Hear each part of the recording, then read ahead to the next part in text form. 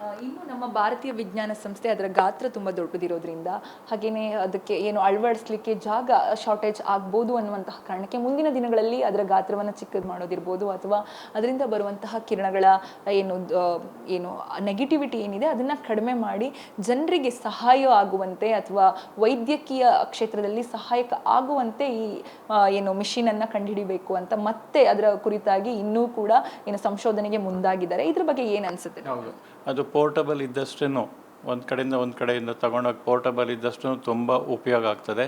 Machine ದೊಡ್ಡದಾಗಿದ್ದರೆ ಅದು ಒಂದೇ ಕಡೆ ಇಡಬೇಕಾಗ್ತದೆ, ಬೇರೆ ಕಡೆ ತೊಗೊಂಡೋಗೋಕ್ಕಾಗೋದಿಲ್ಲ.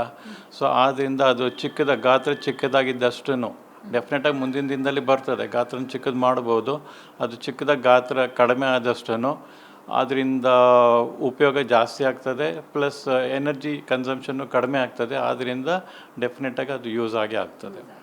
ಎಲ್ಲೋ ಒಂದು ಕಡೆ ನಮ್ಮ ಬೆಂಗಳೂರಿನ ಭಾರತೀಯ ವಿಜ್ಞಾನ ಸಂಸ್ಥೆ ಈ ರೀತಿಯಾದಂತಹ ಒಂದು ತಂತ್ರಜ್ಞಾನವನ್ನು ಕಂಡುಹಿಡಿದಿರುವಂಥದ್ದು ಎಕ್ಸ್ಪೆಷಲಿ ಯಾಕಂತಂದರೆ ಭಾರತದಲ್ಲಿ ಶುಗರ್ ಪೇಷಂಟ್ಗಳು ಅಥವಾ ಮಧುಮೇಹ ರೋಗಿಗಳು ಸಾಕಷ್ಟು ಜನ ಇದ್ದಾರೆ. ಚಿಕ್ಕ ಮಗುವಿನಿಂದ ಹಿಡಿದು ವಯಸ್ಸಾದಂತಹ ಏಜ್ ಆದವರ ಪ್ರತಿಯೊಬ್ಬರಲ್ಲೂ ಕೂಡ ಮಧುಮೇಹ ಅನ್ನೋದು ಒಂದು ರೀತಿಯಲ್ಲಿ ಸರ್ವೇ ಸಾಮಾನ್ಯ. ಹೆರಿಡಿಟಿ ಮೂಲಕ ಇರ್ಬೋದು ಅಥವಾ ನಾವು ತಿನ್ನುವಂಥ ಆಹಾರ ಕ್ರಮದಿಂದ ಅಥವಾ ಜೀವನ ಕ್ರಮ ಪ್ರತಿಯೊಂದರಿಂದನೂ ಕೂಡ ಶುಗರ್ ಬರುವಂತಹ ಸಾಧ್ಯತೆ ಹೆಚ್ಚಾಗಿರುತ್ತೆ. ಇಂತಹ ಸಮಯದಲ್ಲಿ ಈ ರೀತಿಯಾದಂತಹ ಒಂದು ದೈಹಿಕವಾಗಿ ದಂಡನೆ ಇಲ್ಲದೆ ಶುಗರ್ ಲೆವೆಲ್ ಅನ್ನ ಕಂಡುಹಿಡಿಯುವಂತ ಒಂದು ಮಾರ್ಗವನ್ನ ಸೂಚಿಸಿದ್ದಾರೆ. ಇದ್ರ ಬಗ್ಗೆ ಏನು ಹೇಳ್ತೀರಾ ವಿಜ್ಞಾನ ಸಂಸ್ಥೆಗೆ? ಸೊ ಭಾರತ ವಿಜ್ಞಾನ ಸಂಸ್ಥೆ ಬೆಂಗಳೂರಿನವ್ರು ಮಾಡಿದ್ದು ತುಂಬ ಹೆಮ್ಮೆಯ ವಿಷಯ. ಅದರಿಂದ ನಮ್ಮ ಕರ್ನಾಟಕದವರೆಲ್ಲರಿಗೂ ಬಹಳ ಖುಷಿ ಆಗ್ತದೆ. ಸೊ ಈ ಥರದ್ದು ಸಂಶೋಧನೆ ಮಾಡಿ ಇದರದ್ದು ಸೈಜನ್ನು ಚಿಕ್ಕದು ಮಾಡಿ ಜನಸಾಮಾನ್ಯರಿಗೂ ಉಪಯೋಗ ಮಾಡಿದ್ರೆ ಡೆಫಿನೆಟಾಗಿ ಅದು ತುಂಬ ಯೂಸ್ ಆಗ್ತದೆ. ನಾನು ಮುಂಚೆ ಹೇಳ್ದಂಗೆ ಇದು ICU ಪೇಷಂಟ್ ಆಗಲಿ ಅಥವಾ ಪ್ರೆಗ್ನೆನ್ಸಿನಲ್ಲಿರೋ ಪೇಷಂಟ್ಗಳಿಗೆ ಚೆಕ್ ಮಾಡ್ಬೋದಾ, ಇದರಲ್ಲಿ ಈ ಥರದನ್ನು ಮಾಡ್ಬೋದಾ ಅಂದರೆ ಅದು ಇನ್ನೂ ತುಂಬ ಒಳ್ಳೆಯದು. ಯಾಕೆಂದರೆ ಕೆಲವು ಕಂಡೀಷನಲ್ಲಿ ಇವಾಗ ನಾರ್ಮಲಾಗಿ ಓಡಾಡ್ಕೊಂಡಿರೋರಿಗೆ ಮಾಡಿದ್ರೆ that it should not be A problem, ಅದರಿಂದ ತೊಂದರೆ ಏನಾಗಲ್ಲ. ಕೆಲವು ಸ್ಪೆಷಲ್ ಕಂಡೀಷನಲ್ಲಿ ಪೇಷಂಟ್ ICU ಇರ್ಬೋದು ಅಥವಾ ಪ್ರೆಗ್ನೆನ್ಸಿ ವಿತ್ ಡಯಾಬಿಟೀಸು ಅದನ್ನು ದಿನೇ ಹೆಚ್ಚಾಗ್ತಾ ಇರ್ತದೆ. ಪ್ಲಸ್ ಅವ್ರಿಗೂ ದಿನಕ್ಕೆ 4ರಿಂದ 5-6 ಬಾರಿ ಚೆಕ್ ಮಾಡಬೇಕಾಗ್ತದೆ ಬ್ಲಡ್ ಶುಗರು. ಅದು ಯೂಶ್ವಲಾಗಿ ನಾವು ಸೆನ್ಸರ್ ಹಾಕ್ತೀವಿ, ಇಲ್ಲ ಕೈನಲ್ಲಿ ಚುಚ್ಚಿಬಿಟ್ಟೆ ಮಾಡಬೇಕಾಗ್ತದೆ. ಅಂಥವ್ರಿಗೂ ಉಪಯೋಗ ಆದರೆ ಇನ್ನೂ ತುಂಬ ಒಳ್ಳೆಯ ಇದು ಸಂಶೋಧನೆ ಆಗ್ತದೆ. ಸೊ ಇದೆಲ್ಲನೂ ಪೇಷಂಟ್ಗಳಿಗೆ ಅಕ್ಸೆಪ್ಟು ಆಗ್ತದೆ. ಯಾಕೆಂದರೆ ದೇಹವನ್ನು ದಂಡಿಸೋದಾಗಲಿ ಚುಚ್ಚೋದಾಗಲಿ ಏನೂ ಇರೋದಿಲ್ಲ. ಪೇಷಂಟನ್ನು ಅಕ್ಸೆಪ್ಟೆನ್ಸು ತುಂಬ ಚೆನ್ನಾಗಿರ್ತದೆ. ಸೊ ಆದ್ದರಿಂದ ಇದು ಬೇಗ ಸೈಜು ಚಿಕ್ಕದಾಗಿ ಬೇಗ ಜನಸಾಮಾನ್ಯರ ಉಪಯೋಗ ಬರಲಿ ಅಂತ ನಾನು ಆಶಿಸ್ತೇನೆ. Thank you doctor.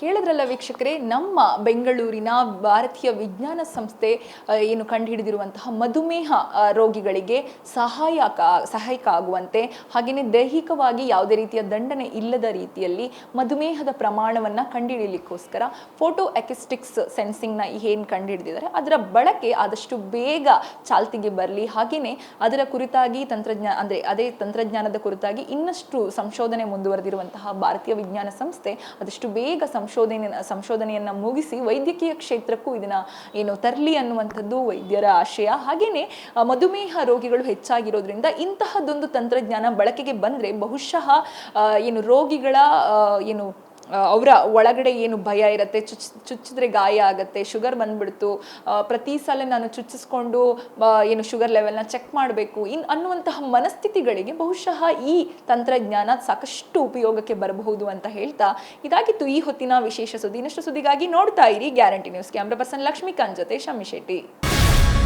Guarantee news, ಸುದ್ದಿ ಖಚಿತ, ನ್ಯಾಯ ನಿಶ್ಚಿತ.